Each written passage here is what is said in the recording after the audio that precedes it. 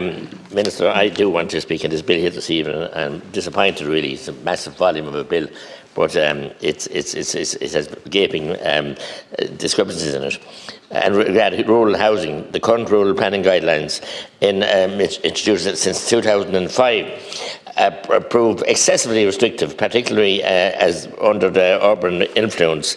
They are obstructing young families from realising their dream of building a house in their own lands, in their own countryside. And you represent an area that has some country as well, you should know that. As I said, denying those young people the chance to build their own home. Fine Gael, your party minister, had previously pledged to introduce new guidelines before the last general election, with the government promising their publication by the end of 2021. But Chin, and what happened? The Greens are holding you up and won't allow you. That's quite clear. And it's scandalous that these guidelines aren't published. The situation is regrettable and represents a significant setback for rural communities. And I don't see anything here in these guidelines either. The government's failure to actively support young families building homes and sustaining rural communities, including essential institutions like schools, sports clubs, and everything, and the churches and God knows what. The current trajectory seems to funnel people predominantly into towns and villages. And then those areas, like my own village, they don't have any sewage treatment plant. None. And I have 30 more villages in South Tipperary that don't have them. So they're at capacity, even if they have them, but they don't have them. So, I mean, it's like the flight of the elves from the land, driving them off the land. As Cromwell did that to hell out to Connacht. Years ago, sent the hell into the towns or nowhere. When we have 13,000 people looking for houses, these are people who have the ability, the capability, can get the mortgages and have a site, and you can't get planning. It's pure utter madness and blackguarding. Renaming on board Penala, as if that was going to do much. The proposed reforms embedded in the expensive bill are to rename and supposed to be transformative changes. And it's going to be called on Commission Penala. As my love and Gaelic, as the Council knows that, but change the name as we did with Ishkayan means nothing. And the cost of that, to change every head of paper, every building, every bit of whatever equipment they have for everybody else, it's just a lunacy. Make it look good. Whoever dreamed up these things, it's nice. And I wondered, did he go to Ring, to the Gael Kalash, or was it to Donegal, or no, Connemara, where did he go? He said, talk about a 10-year development plan.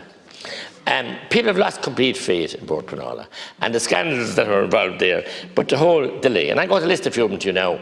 Our county is trying to survive, Tipperary. We have a fabulous racetrack, and maybe you've been there a few times, the Tipperary Racecourse at Limerick Junction. They have a massive, Limerick Junction, well, it's at Limerick Junction, but it's Tipperary Racecourse now.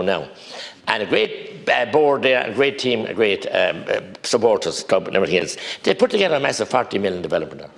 And there was a house there for the race manager, Fado, and now he's long gone, but the occupants of the house now have lodged a complaint to Port Penala. But they have put in an objection.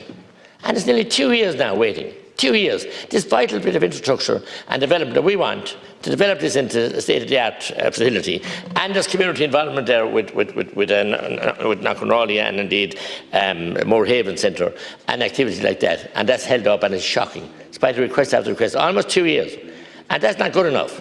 And I've been contacted by many people there, and David, myself met people there as well. It's on the bounds of, as you know, edge of Limerick, so it's a concern, and that's not good enough. Then I go to Clonmel, where the community in Bannon Park are very upset and concerned about a massive mess being granted Port Penala for 5G. Now, since this application went in and they made submissions, but it went straight to Port Penala now, and Port Penala wouldn't take any further information of these people. These are ordinary, decent residents who pay their taxes, have their houses, lived and proper living people. It's beside a nursing home as well, a big nursing home, and it's on the grounds of Clonmel Town Soccer Club, which is owned, the land is owned by the County Council.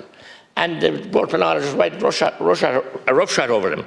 Since this application went in, 3 other 5G masts that went up, one in Emmett Street and one on the Castle Road, and indeed another application gone in now. The late Billy Shore, councillor, going to be good to fought at this hard in Commercials Club in the other part of the town. What's going on with all the 5G masts? Do you want to fry the people and cook them all together? Why do we need mass all over the town? I mean, there is ample service for broadband and everything else, so I don't know what's going on. Do you want masses all over the place? And I am very concerning. There's other countries don't allow these near schools, don't allow them near houses, but in Ireland, do what they like. So the planning, they took their case to Board Penala. The inspector came down and rejected. First of all, South Tip Council rejected the planning question first. The inspector came down, did his report, rejected it fully out of hand, and the board overturned his decision. This is going on more and more and more and more. That is disgraceful. We have good inspectors come out, do an honest report, and the board just tears them up and dismisses. That's not democratic or fair. That's that area. I did have a planning development, housing development going up now in another part of Clonmel, adjacent to Connolly Park. And when the people living there understood the plans were wanting, and now when the houses are built right up on top of houses behind them, windows gaping in on top of the back garden, only a metre away from their boundary wall. As is shocking as well, to get someone to take that on for these residents, to go for judicial review. I know here you're going to have some areas in the judicial review that are going to be less prohibitive costs for environmental issues, so that's welcome. But, I mean, we have the whole situation in with the wind turbines as well. We have areas that are zoned for not suitable in the county development plan, Waterford and Tipperary, my own backyard. And there's planning applications going in now for massive turbines, and it's going straight to Board Penala. And there was a court case recently where the court case found in favour of these wind farms after Board Penala turned it down. So where's the democracy? So it's government policy to bulldoze this in and allow these masks to go up everywhere. As I said, the situation in Clonmel will be going to Board Penala, so I can't say much about it, about development in Connolly Park or adjacent to Connolly Park, near the old cash and carry there, opposite the old Manor Foods Factory, Clonmel Foods Factory, as it was known as. So those issues out there, the stalling development and then the bulldozing the kind of development that people don't want. Literally bulldozing it too. That is totally unacceptable, and I don't think it's fair or right. So there's huge issues then, which, as I said, they won't deal with the issues they should deal with. The Minister has many areas here in this, and we haven't really had time enough to look at them. I'm interested in the streamlined judicial review, and it's a costly business when people have to go to the courts. Very costly business and a very frightening experience as well. So I think that we should have an effective planning system and an effective Board Penala, that people will get justice, and justice will be seen to be done, and not, as I said, phone companies putting in these objections. And the sad part about it, they're putting them into all sporting clubs. And sporting clubs are strapped for cash, as we know. And I want to support all the clubs and the commitments, and whether it's Clonmel Town or whether it's St Mary's or whatever it is. But and another one in Clonmel Celtic Grounds recently as well. People are infuriated. They offer money into the clubs. The clubs need money, but the clubs don't put it out for public consultation. Tell the people they're doing this, and there's a lot of angst and friction. So they're being mean about it. They're coming in and, as I said, putting in planning, offering the carrot of funding for the clubs. But the children are going to be paying those fees right under these masks, and there are fears, health fears and health risks, and you don't accept those, as I said, Board Penala don't, but there's many areas, as I said, in this planning legislation that is mammoth. I don't see any restrictions put on Antashka. They have ran wreck. They almost cost us 300 good jobs in the Glanbia plant, Tier Lawn plant now in South Kilkenny. And they appealed it all over the place, and to the courts, and back into the courts, and back. Until Taoiseach here one day answered me, in fairness, at the time, Micheál Martin, Deputy Martin, that he didn't like to see this, what had happened. So eventually they stopped going to the courts. They are funded money, a quango. And there are many more quangos that platted up, and they have too much funding. Those quangos are costing us $6 billion a year, taxpayers' money to fund them. Then we have, and I hate naming people, Cloncola, but he's well known all over the country, Mr. I won't name him, he's in Cork. And he has objected to every farm development right over Munster and Leinster and beyond. So some reins must be put in the likes of these people. They can't just decide to assess it online and bang in an objection and hold up the whole show. And people are delighted. Trying to have mitigation systems put in to mitigate under climate action. You know, put in extra slatted houses, put in extra dry yards and dry concrete, and they have permission to go out after an arduous procedure with the county council. And next thing, they're ready to go and contract their appointed home. Oh, presto, Mr. Sweetenham, again, another objection in. 100 miles away from them. That shouldn't be allowed. You have to be materially affected or impacted to doing that. He's costing the state a fortune. In some cases, some people do the state some service, costing him a fortune, and he's not necessarily sitting in front of a computer and lodging an objection. And farmers that had money organised, loans organised, equipment organised, contractors organised, the whole lot delayed. And where's the environment then? Or where's our Green Party friends then, that when we want the farmers to do this, they want to do it, and they're not being allowed, and you have a frivolous objection from a person 100 miles away. That is scandalous and shocking, and I don't see anything in this bill that's going to deal with that. That should be totally overruled. Whereas we had a hotel in Clonmel in development for some years ago, and now it's idle for 30 years. Now it's finally been bought and going to Clonmel Arms. And somebody from Limerick objected, your own county. That's totally wrong. They have to be materially affected. And as I'm on this, I want the county development plans, I don't know what my opinion is, that's gone out to 10 years, maybe 7. You're going out to 10. And I want to compliment all the councillors that work on county development plans, I have, and the council officials as well, and the people who inputted them. And as I'm on my feet, I might as well wish a happy retirement to Councillor Michael Fitzgerald of Golden. 45 years service to Tipperary Council. Yes, on your own party. Fine, decent man. We had many a sparring match. We went sumo wrestling one night for a function match, and we had a good interaction there as well. It has nothing to do. His input and his work on the county development plans over the decades. Sumo wrestler, Mattie. Yeah, well, he was much bigger than me now, but I knocked him, thank God, and I was able to handle him then when he was down. It says he climbed a tall tree, Count Roller, when it's knocked. But anyway, go back to the county development plans, whether this is the input he put in and worked, and he was whip of his own party over the years, so I want to wish him well, and his wife Mary, and his family in his retirement. It's a sterling service of 45 years. To replace his late dad, so the service goes back longer in the family. And to wish his mum, who's on 95th year, well also. But I do have concerns, or not concerns as such, but maybe slight concerns about 10 years. I think it's very long. I know you can amend the plans, but they're seldom are amended, and it's an arduous task as well. So, look, we'd be putting amendments, I'm sure, to some of these many issues here. But at the moment, confidence in Board Pranada is at an all-time low. And changing it into the Gaelic language, I don't think it's going to do much to help it. A bigger board, certainly. But then the appointment of board members is another question. And where's the democracy in that? Is there any way that ordinary people, ordinary intelligent people that want to have a say, and not planners or not these degrees, because we need a bit of common sense as well, an ordinary person's view, because ordinary people are going to have to live with the impacts of what happens. But when you have government policy, you won't tell us the guidelines of rural planning, and you promised for the last election, and so you're eternal shame that you didn't do that, because it's so unfair, and it's it's delaying the building of houses, delaying many developments in rural Ireland. You won't build the houses for people. You can't always build houses for these people. They want to build their own house, and you won't let them do it. And there's many other issues in rural Ireland that you won't let them do either.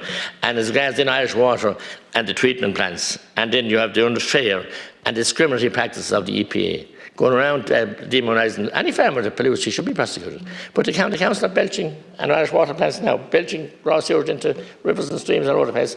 And they produced a map recently, a map of the affected areas, and left my whole county out, and there's about 60 plants in Tipperary that are not plants at all, they're just septic tanks. And they gave us the green light. That is unfair, it's wrong, it's deceitful, and a public body shouldn't be allowed to do that. To be honest, go out and assess the situation properly and tell the truth. Why cover up the fact that Irish Water and the county councils are by far the biggest polluters, and they're then prosecuting, in some cases prosecuting farmers and others, and people with their own septic tanks, they're going around inspecting them as well.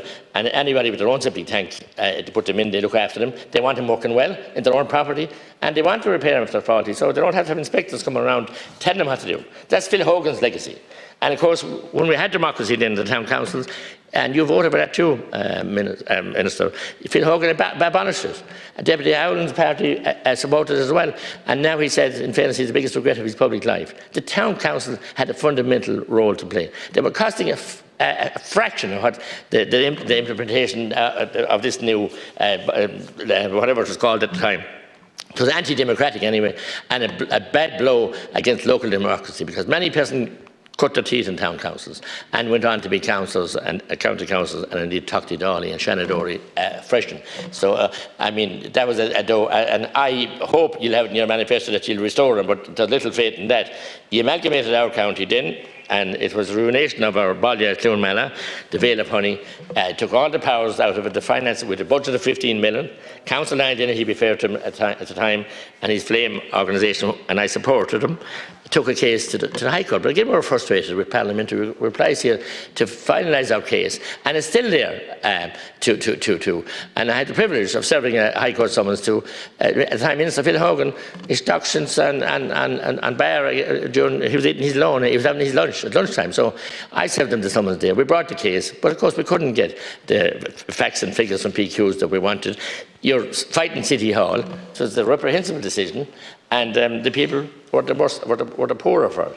So we in the rural independents have huge issues here, and I have with the size of this bill and the inadequacies that are in it, and the gaping holes that are in it, and the fact that, as I said, Lone Rangers can object to good developments, necessary developments, which haven't got planning permission, object to it, there. I want to thank Brina Dolan in my office and indeed my own team for trying to look at this bill and trying to evaluate it. We only got it the midweek, and it's a huge piece of work, but and I'm not condemning the officials, a lot of work in it, but it has to be meaningful. We have to have a board panel that is fair, transparent, firm, and no shadows cast over by any decisions. When you have a board that went down to 5 members at one time, it's so small. But the question I think that most people have food on tier is, Cain Fa, an inspector around. When the inspector comes down and does a report, whichever way it goes, that's his report, a professional person, and the board just rubbish it and turn it upside down. And they've done it both ways different times. That's demoralising. I'd say it must be demoralising for the inspectors as well. They're out to do their job. The board haven't seen the site at all, or haven't had time to evaluate the different issues that of environmental and everything else, roads, you name it, of these issues, and the board tear it up. So, is there some cosy range with big business like the telephone companies and the big companies that get this work? Same with the wind farms. They seem to be able to ride roughshod over county development plans where the areas are zoned, and sure, they must know they're going to get it, and they're going to spend the money into planning in this area I'm talking about, and many other areas where it's zoned unsuitable. And they lodge these applications in, and they have information meetings, and they drop house notes every house, and that's right, they should do that. But the people must feel that they have some say. They must feel that's democracy in work. And when they don't get that say, when they don't feel they have the respect, when they see this is a fait accompli, and this is the order they put out, look, it's going to happen, you might as well sign over land to us, and you might as well sign over rights and whatever else. So, very unfair. So a lot of issues in planning over the years. I didn't even touch the logjam, and it's an awful logjam. I understand 22,000 houses plus held up, homes for people, when we have 13,000 homeless, held up in the board panel at present. So that's ridiculous. And 2 years ago, this should have been sorted out. Waiting for 2 years for a decision for Board Panala, and you have a date, and you phone up, then day after the date, oh, it's put back another 3 months, another 3 months, another 3 months. So I'm not blaming the staff. I heard the figures from the minister this evening, it's in the bill, how many staff they've recruited now. But there's not a lot of staff, you have deficiency. And I welcome the staff that are in there, but they must be efficient as well, and there must be better methods of dealing with this, not putting people off. Like there was certain rules that you had to have a result from Board Panala, you know, 4 month and a 6 month expectation. Like you have statutory dates in the county council. I know there's statutory dates in this, but I hope they'll be met, because it's vital for certainty for investors or for a private individual that wants to build a house or whoever, that he has some kind of a time scale. Like families are being held up here, people who want to get married, settle down, have children, and go to schools and keep the areas going, they need to know, and they need to have certainty, and you know, they can't. And then the cities are overflowing with people, and there are crowds, and there's all kinds of issues. So there's a lot of work to be done And we look forward to putting in amendments here, and I hope we'll get reasonable debate, and I hope it won't be guillotine like most legislation is, because this is too important. This is it's not done every year, and it's a long time since we had anything like this piece of legislation, and I welcome that, and I thank the Minister for that, but we need planning rural guidelines, because no matter what legislation we pass here, if we don't have certainty about our rural guidelines, about our rural countryside, what we can build, how we can keep it alive. I'm not talking about mad building, I'm talking sensitive building, but we have no guidelines, we have nothing to work on. Planners want this, families want this, and communities want this, and we need it. So I thank you, Councillor, for being. Thank you. Can I ask you to propose the adjournment of